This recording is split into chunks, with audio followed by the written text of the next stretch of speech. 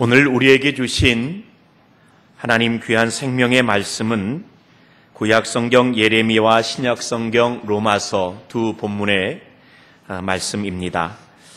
구약 1082면, 신약 258면에 기록되어 있습니다. 구약의 말씀을 먼저 한 절씩 나누어 교독합시다. 제가 7절을 먼저 읽습니다. 여호와여, 주께서 나를 권유하심으로 내가 그 권유를 받았사오며 주께서 나보다 강하사 이기셨으므로 내가 조롱거리가 되니 사람마다 종일토록 나를 조롱하나이다.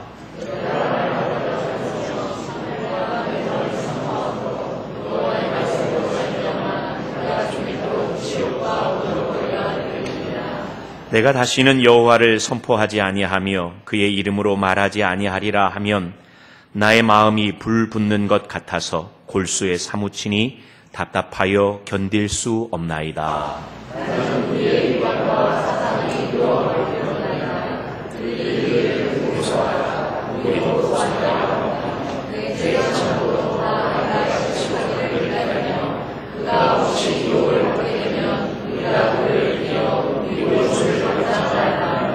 그러하오나 여호와는 두려운 용사 같으시며 나와 함께 하심으로 나를 박해하는 자들이 넘어지고 이기지 못할 것이오며 그들은 지혜롭게 행하지 못함으로 큰 치욕을 당하오리니 그 치욕은 길이 잊지 못할 것이니이다.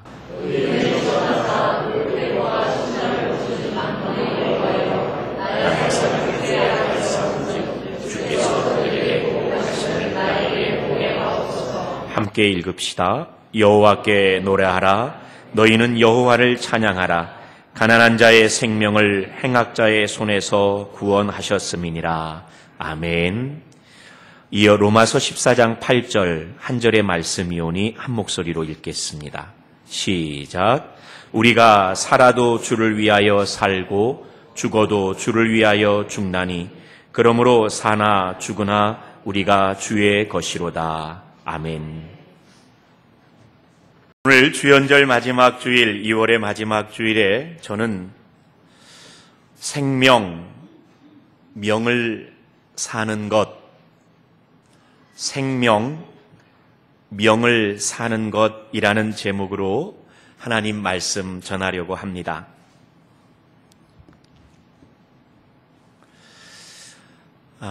아마 잘 믿겨지지 않으시리라 생각됩니다. 평소에 저를 보시면 안 믿겨지실 것 같은데 사실 저는 어릴 적에 나이에 걸맞지 않게 꽤 사색적인 아이였습니다. 생각을 깊이 골똘히하는 그런 아이였습니다. 제 고향 군산에 제가 10살 때, 지금부터 한 44년 전에 처음으로 아파트가 세워졌습니다. 작은 연립들은 있었지만 우리 장로님도 현직에 계셨던 주택공사에서 아파트를 처음으로 지었고 그 아파트가 이 산에 비탈을 이렇게 정비를 해서 세우는데 10개 동, 작은 단지의 아파트를 세우면서 저는 제일 마지막 동 10동, 그리고 그 아파트가 아래부터 산 마루로 올라가면서 번호를 매겨서 저는 산 제일 높은 산마루에 있는 10동에 살았고 저희 집은 5층짜리 아파트의 꼭대기 5층이었습니다. 제법 조망이 좋았습니다. 여름철이었습니다. 제 동생들은 아직 학교를 입학하기 전이어서 일찍 잠이 들고 나면 삼형제가 함께 모여있는 자그마한 방에 북쪽으로 조그마한 창이 열려 있는데 쉽게 잠들지 못하고 여름밤에 그 창에 기대어서 제가 볼 수 있는 가장 멀리까지 멍하니 바라보는 게 꽤 즐거운 일이었습니다. 그리고 저 먼 발치에 그때는 지금보다 훨씬 더 공기가 좋았을 테니까 여름밤이 되면 내가 알지 못하는 저 동네마다 조금씩 군데 불빛들이 반짝반짝 거리는 모습이 제 눈에 들어왔습니다. 아마 지금 생각해 보면 거기가 서천 어딘가 되지 않을까 그런 생각이 들어요. 그런데 그 반짝거리는 불빛을 볼 때마다 10살짜리 반승상이라는 꼬마가 어떤 생각을 했냐면,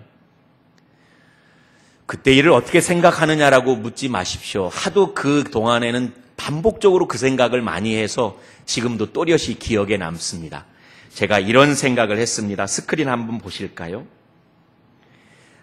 여기 내가 나인 것을 느끼며 살듯이 저기 불빛 아래 사는 사람들도 자기가 자기인 것을 느끼며 살고 있겠지? 나는 왜 여기 있고 저 사람들은 왜 저기 있을까? 이런 생각을 했더랍니다. 이제 제가 꽤나 사색적인 아이였다는 것을 아시겠죠? 10살짜리 꼬마가 저 생각을 참 많이 했어요.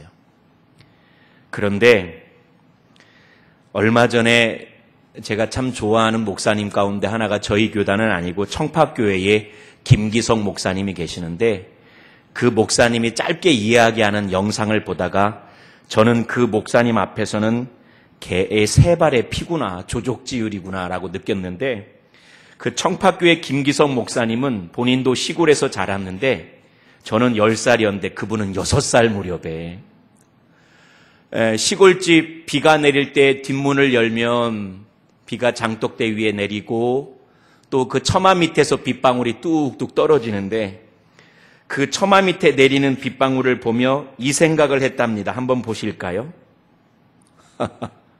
나는 왜 없지 않고 있지?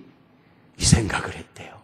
이 어마어마한 철학적인 사유에서 비롯되는 질문 아니겠습니까? 나는 왜 없지 않고 있지? 예, 저는 그 목사님에 비하면 아무것도 명함도 못 내밀겠어요. 사실 오늘 설교 제목 생명, 명을 사는 것이라는 것도 그 목사님의 글에서 좀 따온 제목입니다. 그런데 저뿐만이 아니죠. 여기 앉아 계신 사랑하는 성도님들도 살다 보면 문득 그런 비슷한 질문들이 찾아오지 않습니까?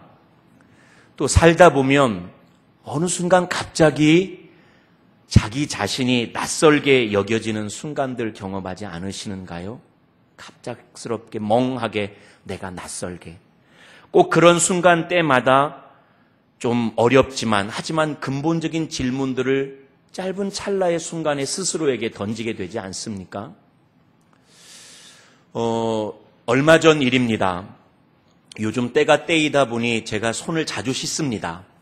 그래서 그날도 외출하고 돌아와서 교회에서 이렇게 화장실에서 손을 씻고 문득 고개를 드는데 제법 나이가 들어 보이는 한 남자가 그 안에 있더라고요.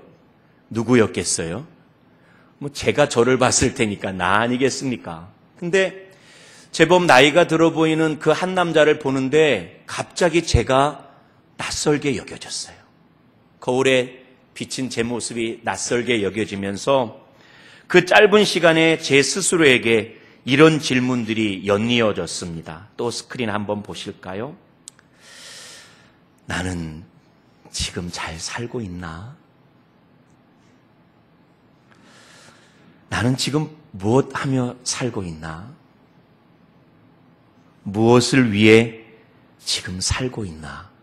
이런 생각들이 문득 거울 앞에 비친 낯선 나를 향하여서 막 던져지는 거예요. 아마 우리 성도님들도 저와 같은 경험들 가끔씩은 하실 겁니다. 제가 제 스스로에게 했던 질문을 우리 성도님들에게 한번 이 시간에 똑같이 던져보려고 합니다. 한번 생각해 보세요. 성도님들, 지금 잘 살고 계십니까? 성도님들, 지금 무엇하며 살고 계십니까? 또 성도님들, 지금 무엇을 위해 살고 있습니까? 이처럼 존재의 이유, 존재의 목적을 묻는 궁극적인 질문 앞에서 선명한 대답을 가지고 있다면 그건 참 복된 인생입니다. 나는 지금 이것을 위해 살고 있고 이것하며 살고 있고 잘 살고 있어. 이렇게 대답할 수 있는 그 선명한 대답을 갖고 있으면 참 그건 복된 인생인 것 같아요. 그런데 많은 사람들이 사실 이런 질문 앞에 딱 떠오르는 선명한 대답이 없이 그저 막연한 대답을 가지고 살아가지 않습니까? 그런데 생각해 보면 세상에 존재하는 모든 것들은 존재하는 이유와 목적을 가지고 있습니다. 우리 이 예배당 안에서 한번 생각해 볼까요? 의자는 왜 있답니까? 우리를 편히 앉게 하려고 의자가 있습니다.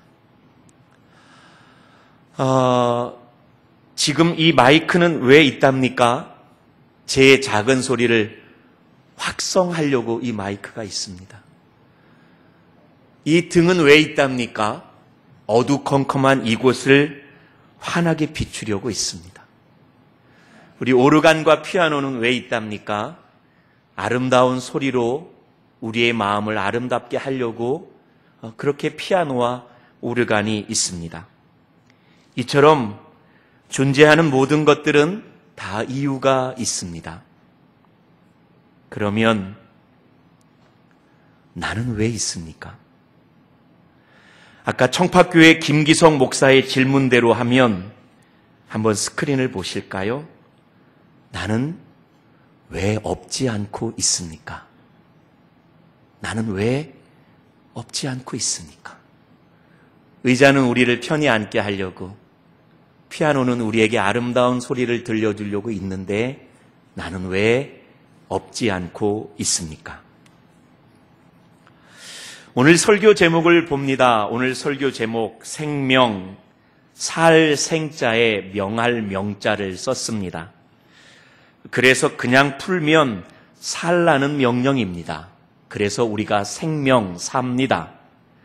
그런데 이 말을 거꾸로 번역하면, 거꾸로 해석하면 이와 같습니다.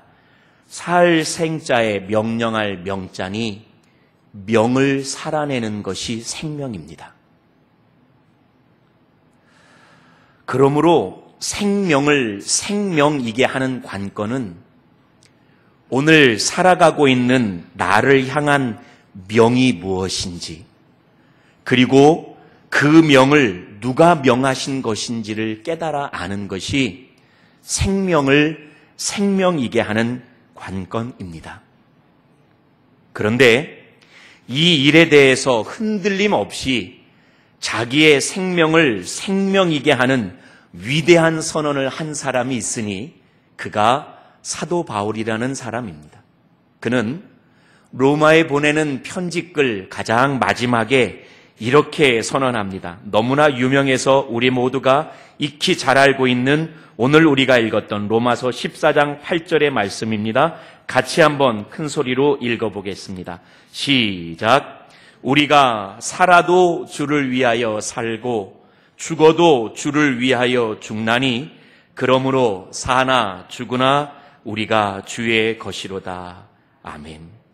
사도 바울은 자신의 생명을 이렇게 선언할 수 있었던 이유가 있었습니다.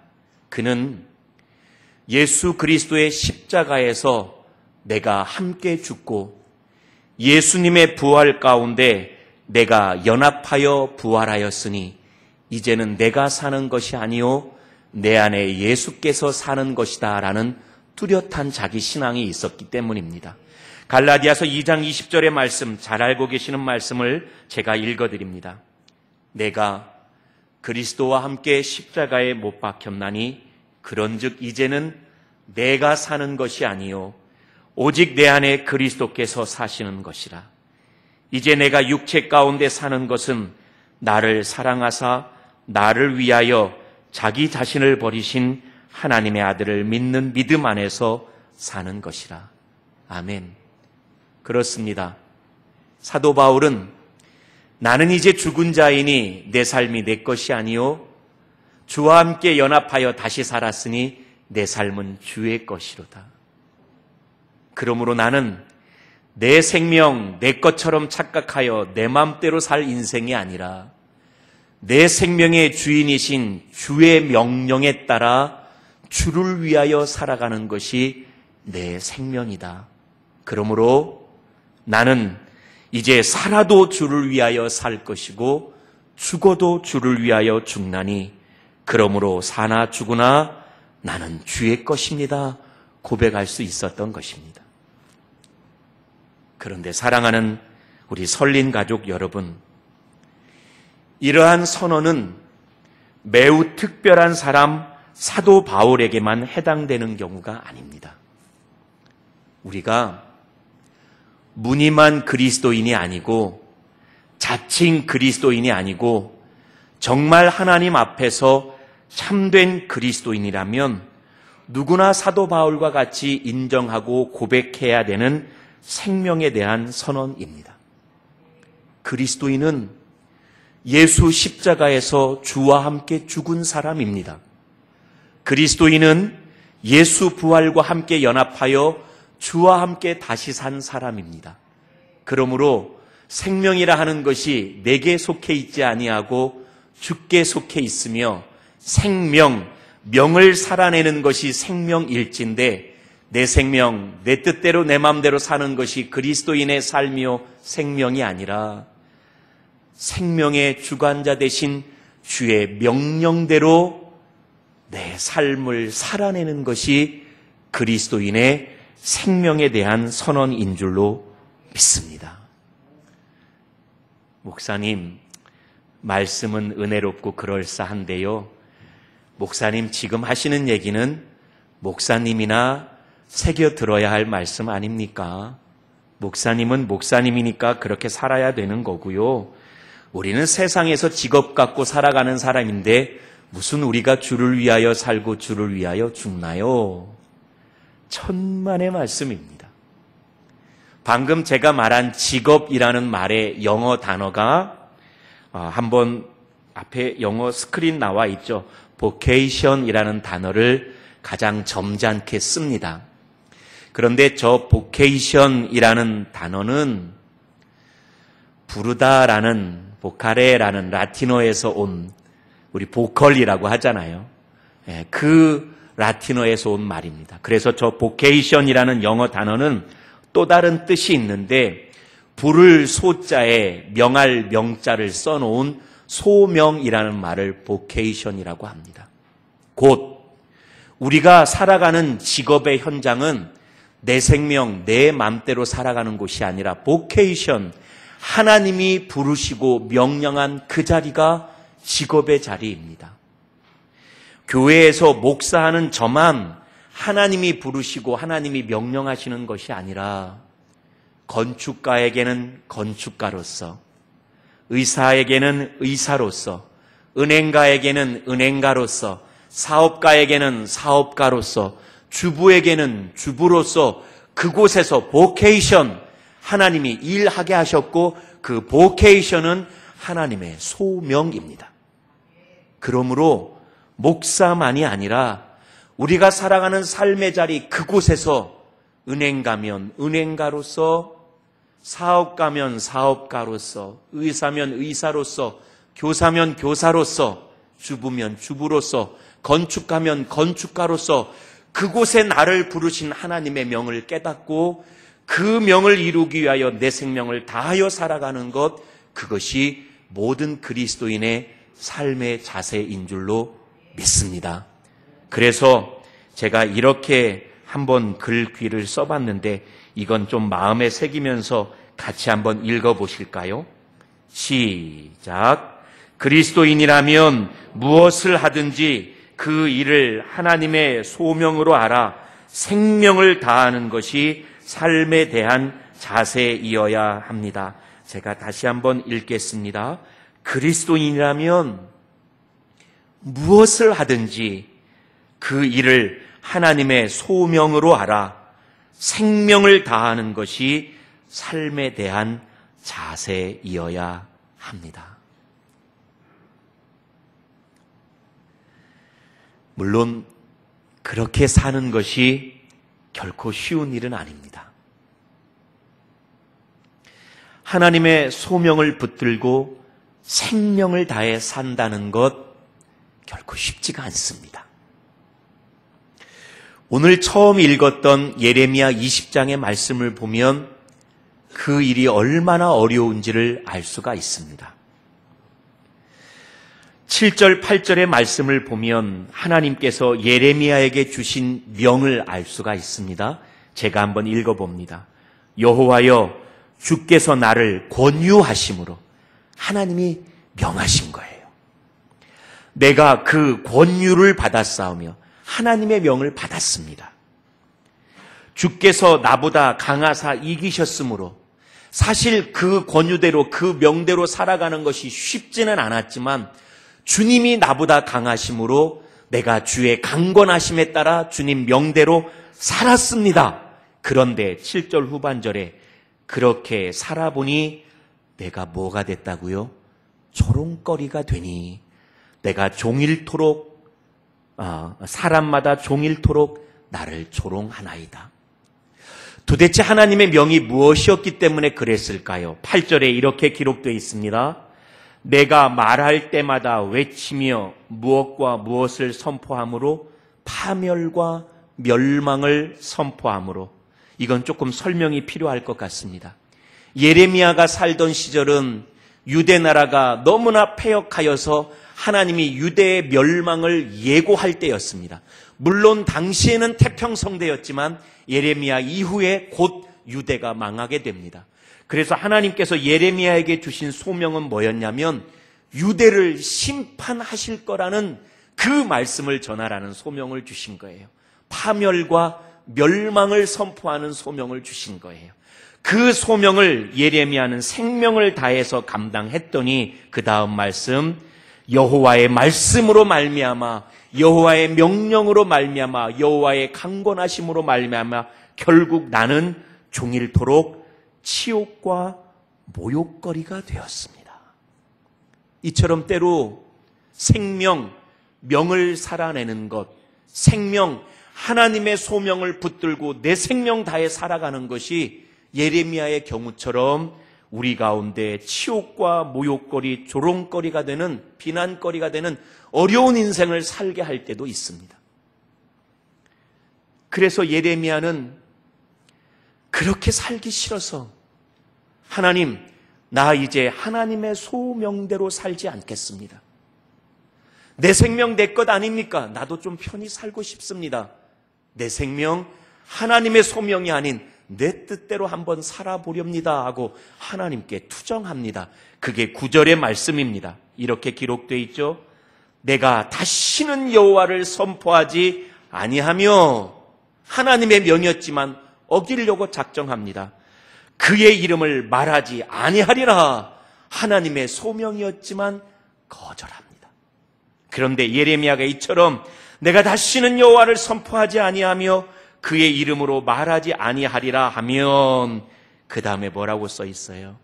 나의 마음이 불붙는 것 같아서 골수에 사무치니 답답하여 견딜 수 없나이다. 내가 하나님의 소명대로 생명 다해 살지 않고 내 뜻대로 내 마음대로 한번 살아보려고 마음 먹었더니 그래 봤자 내 마음이 너무나 불붙는 것 같고 골수에 사무쳐 오는 것 같아서 답답하여 견딜 수가 없어 내가 다시 여호와의 이름을 말하고 내가 다시 여호와께서 내게 주신 소명 따라 하나님의 말씀을 선포하겠습니다 하는 것이 예레미야의 고백이었습니다. 오늘 모이기가 염려되는 오늘임에도 불구하고 이 자리에 모인 사랑하는 성도님들께 제가 정말 간절하게 부탁드리며 축복하는 것은 오늘 함께 모인 저와 여러분의 마음 심정이 예레미야의 심정이 되기를 간절히 부탁하며 축복합니다.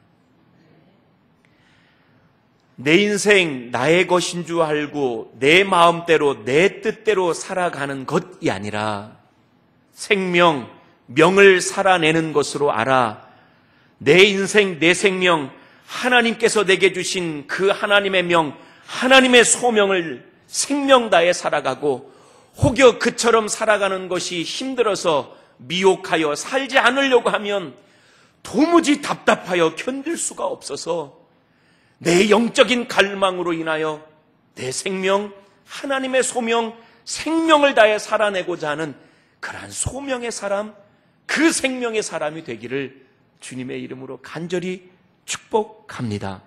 그래서 그리스도인으로 살아가는 내가 언제 어디서 누구와 무엇을 하든지 목사이든 주부이든 언제 어디서 누구와 무엇을 하든지 바로 그곳에서 하나님의 명을 붙들고 내 생명 다해 그 소명을 잘 감당하며 생명 다해 살아내는 저와 여러분이 되시기를 주님의 이름으로 축복합니다. 말씀을 맺습니다. 우리는 살다가 문득 혼자인 낯선 나를 봅니다. 그런데 또 그리스도인으로 살면서 우리는 기도의 사람으로 살기에 기도할 때는 늘 하나님 앞에서 단독자인 혼자입니다. 우리는 다 하나님 앞에 홀로이 기도합니다. 그렇게 혼자 되었을 때에 그때 저는 제 기도를 들으시는 하나님께 이렇게 말할 수 있었으면 정말 좋겠습니다. 한번 스크린을 보실까요? 하나님, 저 지금 잘 살고 있지요? 하나님 내게 주신 생명, 하나님 명하신 대로 생명 다해 잘 살고 있지요?